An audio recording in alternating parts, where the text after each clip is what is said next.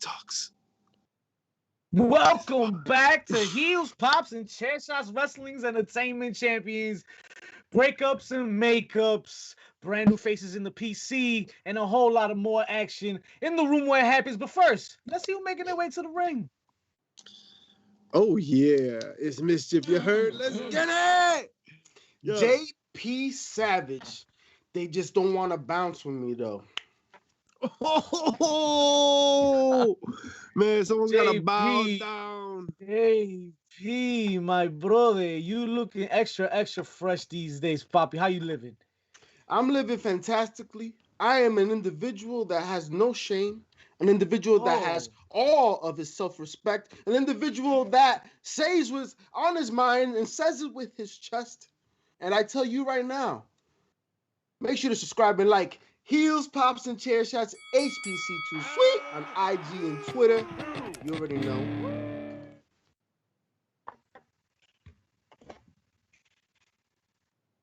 And he's on mute. Yes, he's on mute. I love it, baby. I love it. Yo, it's like we've never done a podcast before, yo. That's right. PCFA here, old school in here, man. We're missing the brothers. Everybody got a drink out. Everybody's ready to get litty tonight. Let's go. I don't know if you guys hear me, though. I'm having some technical difficulties. No, you not, bitch. Everybody hear you. Everybody hear you. All right, so Diablo, let me put the sound on. Listen, ladies and gentlemen, the champs are back. It was a loud week of wrestling and healetry galore. We gotta get into some running the ropes, man. This cardio is gonna kick in heavy. Let's get it started easy with some documentaries. You all know this wonderful sport that we love, this business that we love so dearly, and especially when they pull the curtain back, you know, they show us the behind the scenes. They tell us a little bit about this, a little bit about that. We learn so much stories about our heroes. They wind up not being so much of a hero anymore. Fellas, A&E will be dropping 2 new special documentaries for the WWE, one entitled Biography and one entitled WWE's Most Wanted Treasures. I can't fucking wait. You already know some of the names, fellas. How we feel about this? I love anytime WWE does docs, I love it. I'm in for it. Yo, I've never seen, deadass, I've never seen a WWE doc and be like, shit's whack. The other day, right after for real, after the Royal Rumble, didn't they play Yokozuna? I wasn't gonna watch Yokozuna. I was gonna be like, whatever. But after the Rumble, right, you still drinking, you still lit, you still alive. You're like, all right. There's Yokozuna, and you're like, yo, this shit is legit. That's what's up. You know, it's interesting just how much foresight the WWE has, right? Because now you're talking about not only do they have the network, not only do they have Peacock, but now they're also going to get on AE, putting out documentaries, which puts them on Discovery Plus that just came out, right? So they have partnerships with all major broadcasting networks. Money is to be made, and when WWE makes money, folks, let's not forget everybody makes money. Everybody makes money, baby. Because the bigger they get, everybody elevates with them. And that's just fact. Except the talent. They ain't gonna be making shit still. With no health insurance, no travel paid, no hotels. But we ain't gonna talk about that. We got $3 or $2 billion deals over the course of like 6 weeks and shit. It was like, yo, like 2 days apart. Ivaina. And they turned around. They're like, yo, we got these $2 billion. Oh, no, but not for you. My man, you go back to catering. And that goes back to my point from last week, right? We said and we talked about how WWE buying up the indies is bad for wrestling, right? At least that was my stance, and I stand by it. It's good for those indie wrestlers, all right? But it's bad for the industry because you've got really good talent, A-level indie talent sitting in catering, right? Those guys could be out making a buck. They could be making a name for themselves, which is sometimes worth more than that WWE contract. You think about how long Cesaro sat on those steps in that catering hall, right? To be out here now, making a little bit of noise for what? Like, are they going to do something with that? So we got guys like Murphy, who's not doing dick. We got guys like Andrade. We got guys like Black, right? Everybody's sitting in the back. They ain't doing shit. Dabba-Kato, right? He was supposed to be a big deal not too long ago, right? Right. Lars Sullivan, although I'm glad he's not around, all right? Remember that he sat for mad long before he even got in trouble. He was just sitting.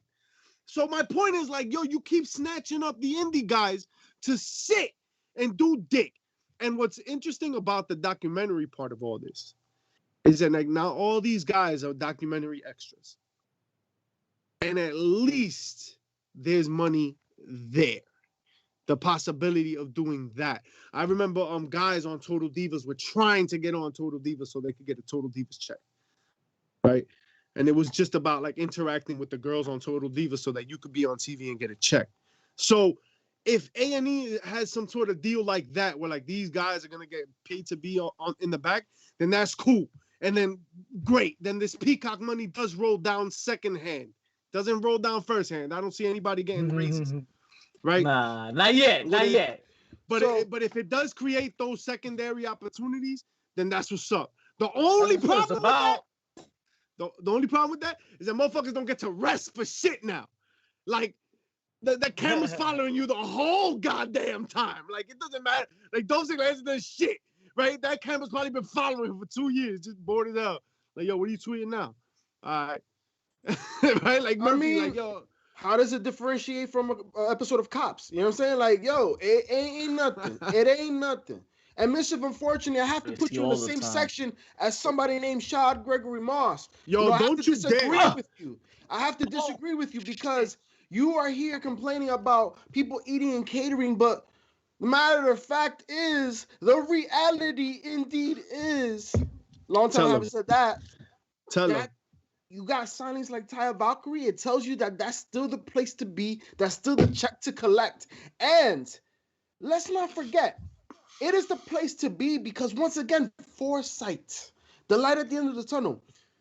When somebody like The Miz has been able to solidify himself a career in the celebrity limelight, being hosts of shows, right? He has his own show, The Miz and Mrs. That's a hit. And people crying, why is he the champ? Because he's the most recognizable name on the card right now to the casual fan. And that makes money. We about to go into Peacock. Don't be surprised if you have other wrestlers have shows about them. You have The Rock now with his show. Like, people are going to be eating, bro. Because the more exposure you give to an idea, the more people want of it. And professional wrestling, when you think of professional wrestling, the idea of it, it starts with WWE. And that's facts. And the casual fan that just saw The Rock for the last 2 weeks, it was like, oh my God, you know what? I miss wrestling so much. You know what? It's on Monday. Let me go check that shit out. That shit's happening more often than not. You know why I'm telling you that? Because people have tuned into Friday Night SmackDown on Fox. That's where they've gotten those increasing viewerships. I'm telling you right now. Because how could they even compete with AEW right now being something with AEW being something fresh? Because that move to Fox are some new eyes to the product. This move to Peacock is gonna do the same thing. And the money's gonna keep rolling. Now the thing is, the wrestlers need to figure something out to have a seat on the table, right? In most sports industries, whether it be boxing, UFC, NBA, NFL, baseball, at some point in time, the talent took a stand and some type of collective bargaining agreement was ensued. And at that point, people were getting more money in their pockets. That's something that has not happened. There's been false promises with new promotions always coming out, giving out money. But if you dive into the documentaries, if you dive into the archives, if you go on the WWE network, you know they really weren't making that much money. You know Scott Hall was lying to the people in WCW, saying he was getting paid by Vince in WCW. He said that shit was a lie. They weren't making the cake. They were living the gimmick, folks. And even till this day, it's been said on record that really, like talent on NXT, they're not making more than 100K, if that. All depends on your draw. And for the amount of work that they put in, that's very little. The amount of money being made, very little. A lot. Come on, the amount of money being made by wrestlers is very little in comparison to what the industry is making. That's what I'm saying. WWE too big for this shit. I'm disappointed that Taya is in fucking Performance Center and not on TV. How about that? You brought up Taya, and that always strikes a nerve. God damn it! It strike a nerve for me because remember, the direct you mischief have come on this show. That's me. That's me. And told me that the direct competition. I told you. Yo, you tell him what I told you. I heard him tell you. Direct competition to WWE to AEW is NXT. Right? That's what the comparison is. So, haven't they been dipping in the viewerships with NXT? AEW has beat them, right? That's been the claim. The AEW has beat them week after week, right? Even though I would argue that NXT is still the better product, has the most consistent programming, has the best pay-per-views when you compare the two. So you just fortify the product that has the most eyes on it. The one that's in the fight right now. The one that's in the tournament, you gotta refuel that bitch, right? And that's why you bring LA Knight. That's why you bring Taya Valkyrie, because it's not developmental. Forget the days when we thought NXT was synonymous with SCW. We're beyond that. NXT is one of the brands. You know how they have the big 4 pay-per-view? We have the 3 big brands. And if you don't believe it, remember, they also have 205 Live, NXT UK, right? Which are wrestling main event. These are still programs. Believe it or not. I'm just saying, I wouldn't have started with 205 Live. You could have started anywhere else probably and made a better point. There's not many others, bro. All right. You want me to talk about main event, bro? Yeah, man. I love that you bring up. That's right. He loves that shit. NXT UK, Lana Austin debuting today. Woo! Yes. That's what I'm talking about, these bro. New talents, though. That's what I'm talking about, yo. It's a perfect time, folks, to tell you about Foco.com, baby. Bobbleheads coming out galore. We have an NBA season full in Florida. We have The Rock showing up on NBC. Make sure to get your bobbleheads on Foco.com. Make sure to take advantage of our 10% discount. Foco me, Foco you. Yo, watch your mouth. Get that HPC10 promo code. Get yourself a nice little discount. No nice things, but some nice things when you go to Foco.com. And watch us on Twitter. We out here talking about giving away some bobblehead dolls because of Foco. So follow at Foco USA. Follow at HPC2 Sweet for more. Just random giveaways, yo. No nice things, but sometimes, you know what I mean? Sometimes you gotta do it. You know, I like my teleporting skills. I just teleport mid-conversation. When you talk about no nice things, that is synonymous now with one man, a man who is celebrating a birthday, the very own Ric Flair. Ric Flair, happy birthday. Happy 72nd birthday to Ric Flair. Woo. Little woo. Woo.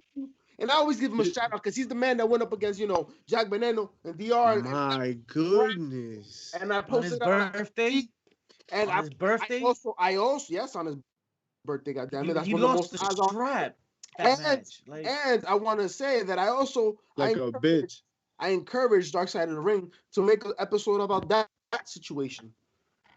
Well, you know what? Shout outs to that point because they really need to get on it. Ric Flair's been pretty loud this past week as well. Apparently, we all know now why him and Mr. Arn Anderson aren't so close as we thought they were.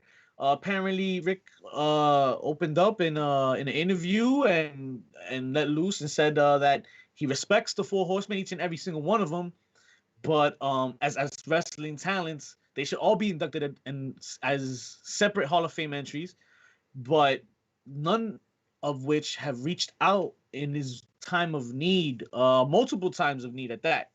The tragic passing of his son, and the time he got sick, very sick, actually. Damn, that's kind of rough. Sad. Though.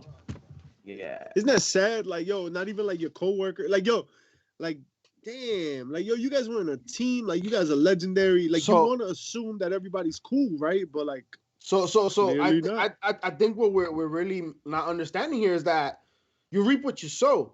Like Ric Flair, when we talk about living the gimmick, like, I don't know about y'all, but when I watch him and Charlotte going at it, and like when they're actually beefing, I see legit Charlotte at fucking 14 when Rick didn't show up to her volleyball game. You know what I'm saying? Coming at Rick. Like, that shit is coming from a real place, folks. Because Charlotte's not that great of an actress. Okay? The fact that Ric Flair was again impregnating somebody, right? That was the angle. I'm sure that happened at some point in Charlotte's teenage years. Okay? So let's not forget that Ric Flair lived a wild life, a fast life, a high life, right? And you burn many bridges along that way. These individuals that, you know, say that they haven't reached out to him or not there for him now, these may have been individuals that had the burden of carrying him through the system, the reality throughout all those times. In the 80s and the 90s, when this shit was at its most fundamental. So, I mean, I'm just saying, when you die and you don't got nobody at your funeral, pre-COVID days, it's for a reason. Flair ain't dead yet, baby. Woo! Longest line, what is it? Fucking tallest ride, longest line. Yeah, damn right. If you're getting Lacey pregnant, you know that's happening, baby. Real quick, gentlemen, champs. We were talking. We touched on it a little bit, but I wanted to touch more on Parker Bordeaux. One of the headlining young talents headed to the Performance Center. He says now wrestling will change forever. How do you take that, Mischief? You know, he better say that. I want guys to come in here with some swag. Look at guys like Ricochet, who you know is probably like a great guy, right? He's probably like a real nice gentleman, like dead ass. I believe that. I think he's a real nice dude. Hangs out with some crazy people. Needs to wear a mask. That's a whole nother story for another day. But my point is, like, there's a lot of there's a lot to what Undertaker said about the locker room being soft, but I don't think he said it right. I don't think they're soft. I think they're different. And I think Riddle actually said it better a week or so ago when he got interviewed, and he's like, yo, wrestlers are smarter. They're more respectful. You know what I mean? They get shit done. Like, they don't have to come to work with fucking knives and guns. That's why we don't come to work with knives and guns. Yep. Like, that's the thing you're missing. You know? So, like, he says shit like that, and it really, like, goes to show you, like, everybody's really nice. Everybody wants to do the handshake. Maybe we need somebody to come in and kind of be a dick and kind of shake things up, right? Sometimes you got to ruffle some feathers, and young excitement is what we haven't had in a long time. Hey, that sounds weird. I'm not Marty Scurll. I'm just saying. Right? We need younger names. We need Velveteen. Younger stars. Legal age, younger stars, right? They all sounded terrible. I agree. But don't get too carried away either. Remember, this kid is exceptionally. He has some big shoes to fill, guys. No, he doesn't. No, he doesn't. He looks just like Brock, built just like him, blonde hair. The only thing different is that they're not booking him as the next big thing. He's the killer of all gods, right? Something like that. Yeah. Destroyer of gods. Destroyer of gods. Which is so bad. Villain, before you soak your pants, bro. Let's see the man in the ring first, bro. Because you can look as great as you want, but there's a reason why Omos is just standing outside the ring. Okay? Like, let's not say second coming of Brock Lesnar. The man just signed a contract. Let's see what we got first. Because I'm going to tell you right now, out of that same list of people that just went to Performance Center, I got more faith in the women collected than I do in the men collected in that. With the exception of Blake Christian, of course. Shooting near Shalom. Yeah, but I feel like he has a big heavy load to fill up, man.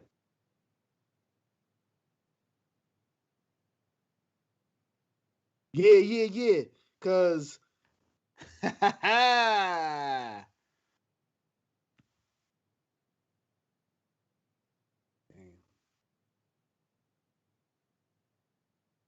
I can't hear y'all.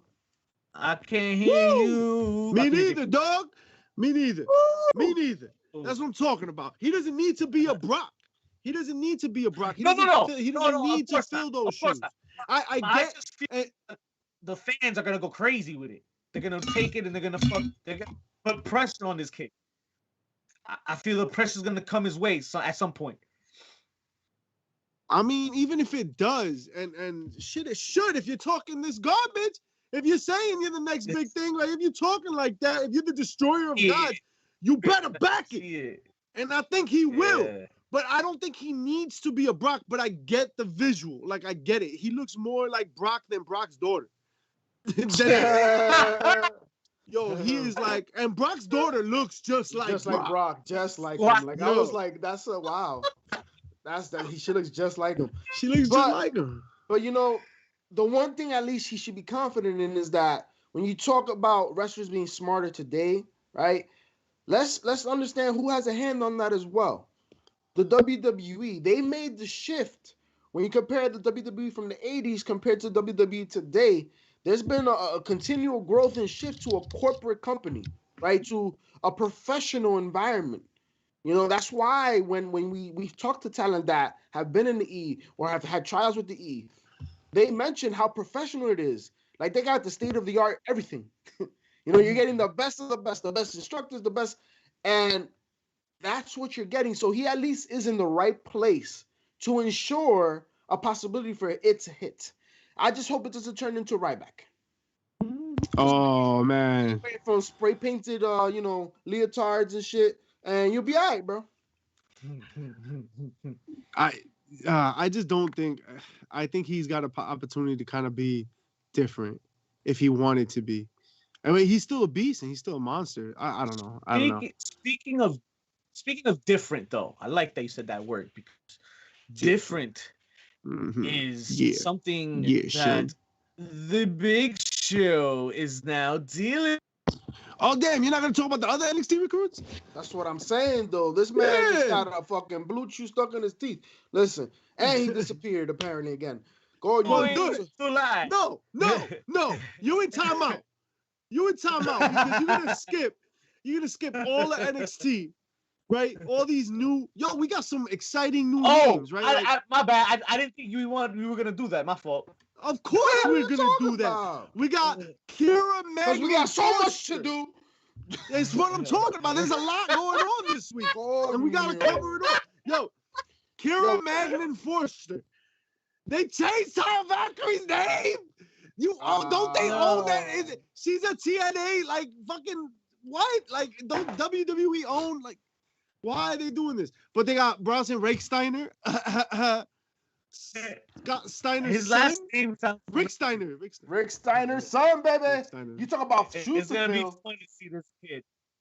That's somebody that's got some shoes to fill. And he has a football background. Yes. Also, right. You wanna really fuck shit up? Put them together. Yeah. Put them together. Yeah. Two big mama jammers together. That works. You tried that with AOP. They just kept getting hurt.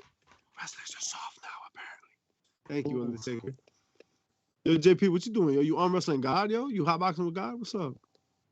Something like that. Look. Anthony Henry out here, Teresa Serrano, Priscilla Kelly got a name change, right? Gigi Dolan. Yes, Gigi Dolan, baby. See, there's some exciting names, some talents that have put in work throughout the indies that are very well known. And even they are willing to go through a character change at this point in their career, bro. It's for a reason. The best shot to make it, the best payment, the best contract you're gonna get, the best opportunity for growth. Apparently, it's WWE. Because if not, none of these talents will be signing with the E. They'll be signing with AEW, right? I don't know about growth. I think you'll find the ceiling quite quickly. But it's a great opportunity. No, at the end of the day, sure. You know, there may be some that can argue that maybe, now Kira, Megan Foster, right? Maybe she hits her ceiling, right? What? What? That's a lot of names. You said semen, yo. You fucking no. I said maybe. Yeah. Maybe she hits her ceiling. You said semen. Yo, look. Right? And it doesn't work. It doesn't work as much. It doesn't work as much, right? But she still will eat off the fact that she's a former WWE talent.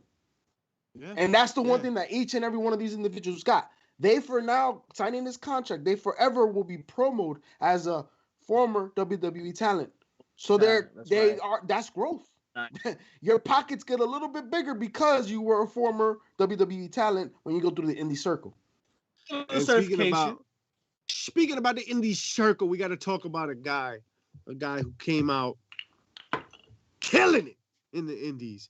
Right now, he's getting his shot at NXT. It's a guy who came through Pro Wrestling Guerrilla, right? Made a name for himself there. Made his name for himself at Game Changer Wrestling.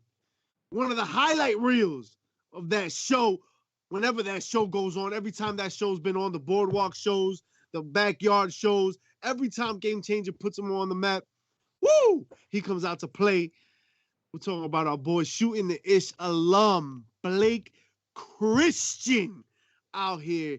Really, really happy to see him get signed, despite all the crap I'm talking. It's really, really great to see somebody like him, who's really deserving, hard worker, young, talented, right? Like stupid talented. They already signed Alex Zane. They always work well together. So like that's just natural. That's just like a natural like connection there. I see that as I can see them having Kevin Owens Sami Zayn feud right away.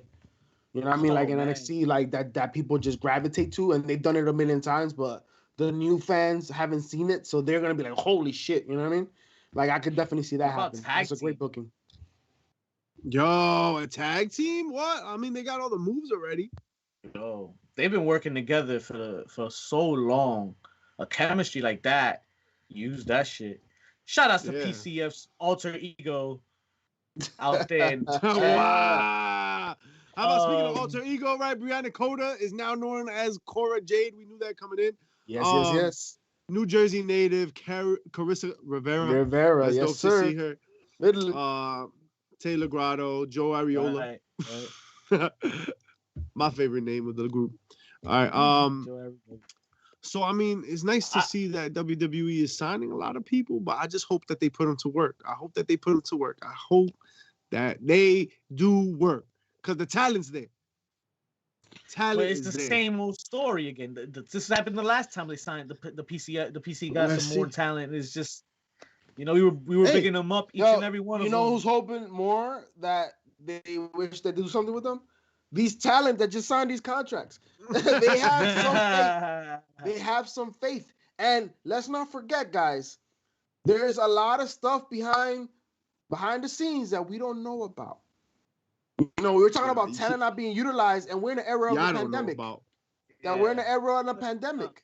We don't. How many of these superstars that maybe there was plans to debut them, and they have to hold off on the plans because somebody got sick. You know what I mean? That's not always reported. A bunch of times. You know what I'm saying? But it's not always reported, especially with the new talent. You know what I mean? So let's give it time. Let's give it a chance because they definitely are. If not, they wouldn't be signing these contracts. And speaking, I'm so glad you said that. Right? Let's talk about Vic. Let's talk about contracts. You were really excited about this contract, so I'm gonna let you rip. Go ahead, yo. Talk about that contract. Well, it's a big contract that he signs, and the Big Show now will be part of AEW. Yeah, the font was mad big. Well, Paul White, right? He's not taking the Big Show's name. I think they own that. No. Yeah, I think they own Big Show. Sorry. Who cares? You have to use your real name. Wasn't he Paul White? He will be commentating though. Yeah, he was Paul White at WCW. No. My bad. He was Giant. Yeah, he was just Giant. No, he debuted in WWE as Paul White. That's what it was. When he came in, he was Paul White. Right. 7 days, and then he was the Big Show. Yeah, when he came through the ring and shit that first time, remember? Yeah. Just how like Undertaker. Remember when Undertaker was Kane for like a day? Yeah, something like that. I see me anymore. Okay. I find it interesting, bro. Like I would have not seen this coming. I thought the Big Show had a role legitimized within the company already. You know what I mean? And he had the Netflix show. Like I thought he was good. He was chilling. And to make this move, that tells me two things. One, he wasn't feeling appreciated. Two, they didn't want to give him an opportunity to be a commentator. Which is exactly what he's going to be doing. Exactly. If he went to AEW to be a commentator, it's because of what he wanted to do. And I mean, it seems like though maybe the E didn't have that in his plans. Foley says that he thinks he has more than Tank. I mean, listen, he has lost weight, but I don't know, man. He's stiff as hell, bro. Like, all right, let's assume he goes to wrestle at AEW, right? Let's just assume that. Who's he gonna wrestle with? Sting? Well, Shaq and Shaq just Shaq and Shaq, my bad. That's the word vomit. Shaq. Nah, I'm good. Yo, I'm good. Yo, let's see what he got commentating. Yo, let's give the man a chance. Let's see what we got commentary. Yo, JP is Mr. Make-A-Wish tonight. Get the fuck out of here, bro. I do remember let's give him a chance. I'm saying let's see what we got on commentary because I want to see him in the ring.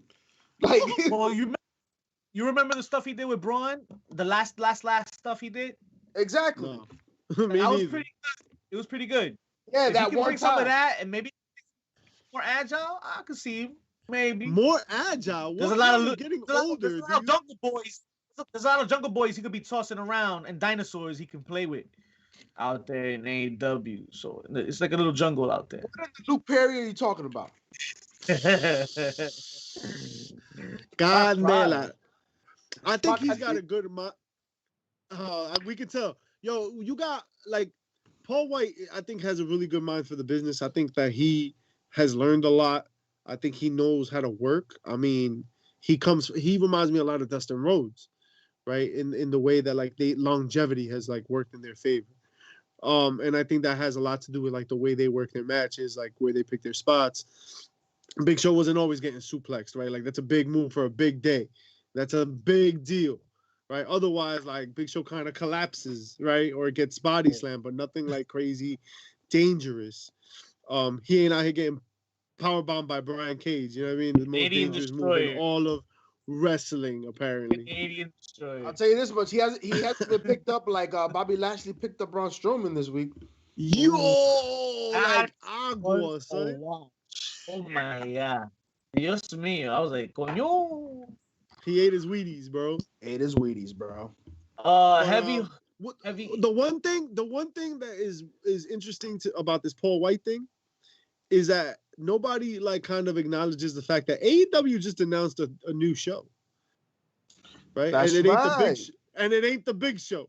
It's not. It's AEW Dark Elevation, right? And it's supposed Elevation. to be like another. What you say about it has the big show though, right? Whoa. So interesting, right? Nobody's really talking about that. They say AEW Dark Elevation will educate and entertain our fans and also educate the younger wrestlers on the roster.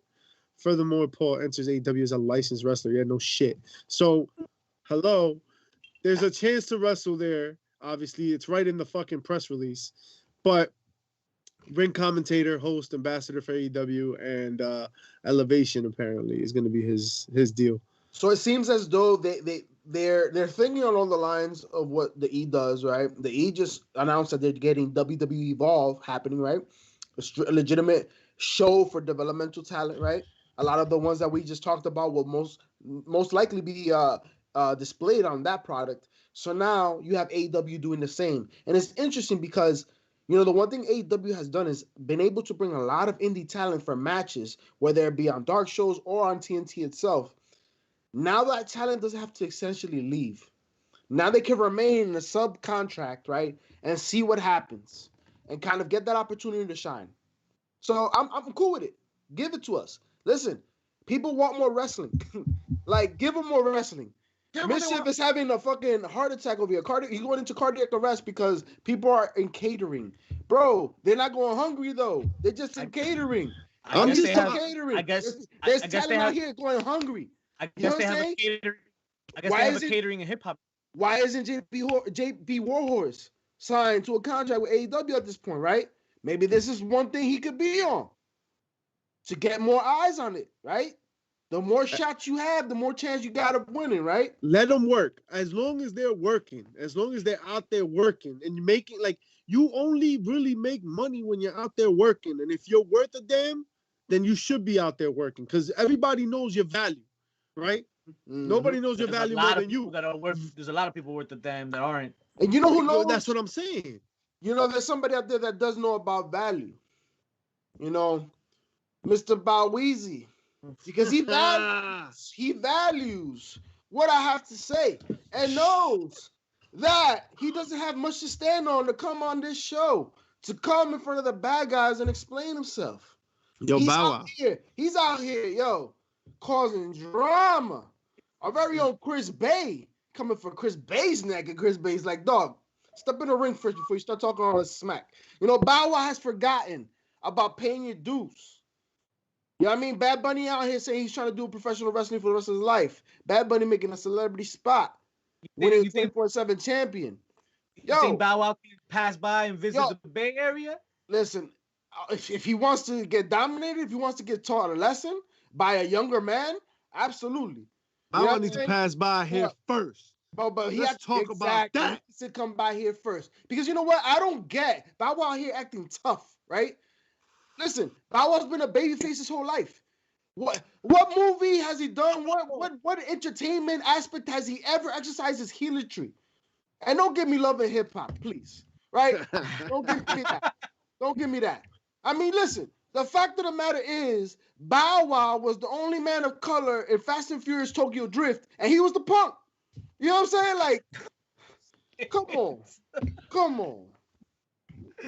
Son, all I'm saying is that we here, we waiting, and we ready, baby. Whenever you stop, you know, juking out here, we out here. The people want to know. Here's your platform. Talk to us. Let us know. Let us believe. And that's the deal, right? Like, that's the deal. We want to know. Like, I want to know. What are the details here? What do you know? Right? No, to be honest, I really want to find out and get to the bottom of where his knowledge of the business is, and what else, you know, like how ready is he for this? Because it sounds like he's ready, and it sounds like he's doing what he's got to do. He's talking all this shit on social. Let's find out. Let's see what's up. I just hope he's gonna really take it seriously. You know what I mean? Because he has Rikishi in his corner about to train, right? And not for nothing, Rikishi, like his sons are about to probably get the biggest push they ever had right now. You have Jay in Elimination Chamber, right? His brother is rehabbing. I see him running in the performance center already. You know what I mean? He's gonna be coming back. You have the tribe, you know, the tribal leader with his family members. Like, this is a grand opportunity for the family. Like, I hope he's not wasting this man's time. That's all I ask. That's all I ask. We're gonna get to the bottom of it eventually. I'm sure Shad will make sure we get to the bottom of this, and we gonna break some bread. I'm sure of it. Let's take things down a bit real quick. Heavy hearts for NWA and the wrestling world this week. Josephus Hudson passes away from an undiagnosed medical issue. We all know him as question mark from NWA Power. Hell of a talent, and entertaining as fuck. I loved question mark, man. That shit was dope. Him and Stevens was fucking money, bro. It was money. Definitely much condolences to the family and our prayers, man. Especially as this shit is unexpected at this point. Always a heavy heart, man. It's crazy, man. It's just another sign that that time is precious, folks. Time is precious. So Bow Wow, don't waste my time. Let's step gears real quick now. It's time to get some bumps, JP. I don't know. We got to come off that Shad Moss then, if we're going to take it to the bumps. Well, you talked about breaking bread. You talked about breaking bread, right? You know, when you break bread, if you Method Man, you know something about breakups to makeups, right? And this week, you had, honestly, this last couple of weeks, you've had factions breaking up, right? Because not only did you have Sammy Guevara leaving the inner circle, right? Just like, I'm out, peace. And now you just had Adam Cole just super kick everybody. And disputing that the Undisputed Era is no longer undisputed. I'm just saying, you also had Mustafa Ali fucking trying to break off of Retribution finally, right? I think that one was needed for everybody. Definitely. So faction breakups. This is not the first time we've seen this, folks. In fact, it's not the first time we've seen this group of men do this. If you really think about it. If you really think about it, right? Go back to ROH. You know what I'm saying? I'm just saying. But it's still great. I didn't expect it. How does Kyle O'Reilly want to kill Adam Cole at this point in his life? Right? Like, my thing is just, what are we getting from here? Because you have a man that was one of the longest reigning NXT champions. And is this happening for him to go after the title again? Or are we talking about him losing over to Kyle O'Reilly or Roderick Strong, and then he's going to Raw or SmackDown? What's the direction? That's all I'm cautious of right now.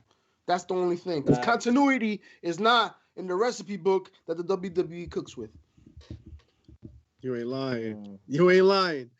I'm interested. It's like the sazon they don't know about. I just want to watch Adam Cole get jumped and get his ass beat. That's what I'm here for. That's what I'm here for. I'm here for that breakup.